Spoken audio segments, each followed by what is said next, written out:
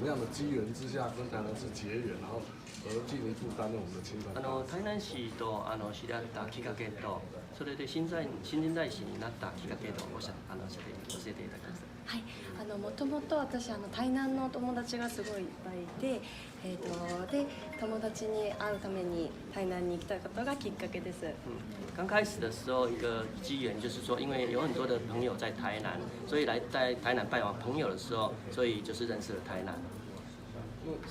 他未来有没有说，那接下来青山大使呢？未来有没有说致力于哪方面的工作？可能在日本推广台南这部分，大概有没有計劃怎么样做？今後ですね、新陳代謝になった後に、例えば日本で活動するときに、どういう台南のプロモーションするか、あるいはどういう活動で台南の宣伝するかということを教えていただきます。そうですね、台南市には日本人の設計した建物が現存したりして、で台湾の京都と呼ばれることが多くて、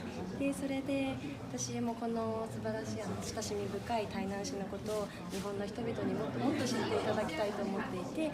今回このような素晴らしい機会をいただけたことにとても感謝しています。那事实上，台南这边存留很多的日据时代的一个建筑，那也有很多好吃的美食。那当然就是说我希望能够透过以后的一些活动，能够将台南的这些美食还有好的地方，能够介绍给日本的朋友。那他对台南印象最深刻的是什么？台南に対して一番印象深いのはどれでしょう？一番印象深いのですね。私台南産のマンゴーが本当に大好き。我最喜欢台南的芒果。印象最深的是台南的芒果。で以前台南の友達たちとリーリー集合店に行ったことがあって、でそこで食べたマンゴーのかき氷がすっごい忘れられなくて、で今回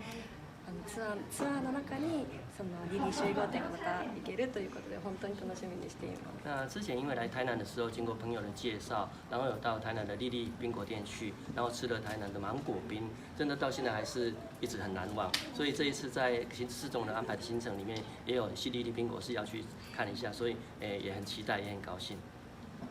我认识高桥小姐是在我在竞选市长的时候，那个时候刚好经过介绍，高桥小姐刚刚获得这个日本小姐的第2名的殊荣那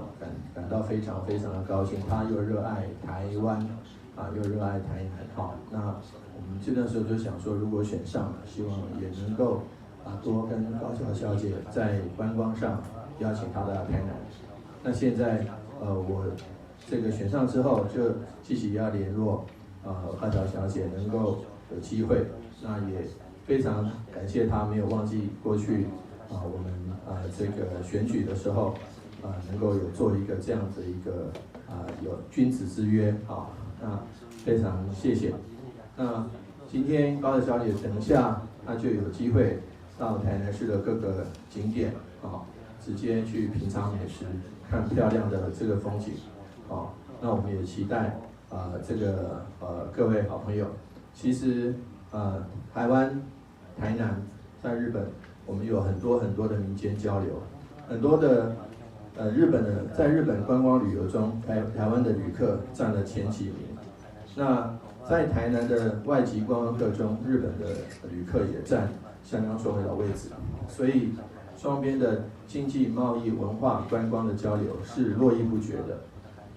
所以呢，我们很期待未来能够加强更多的民间的文化交流。那很诚恳的谢谢各位这个许多的日本的友人，我们也愿意这个在现有的基础上努力再加强。那我们将来也会跟高桥小姐进一步的联系。那不管是在这个文化上的宣传，或者观光上的台南的宣传，我们都会再加强。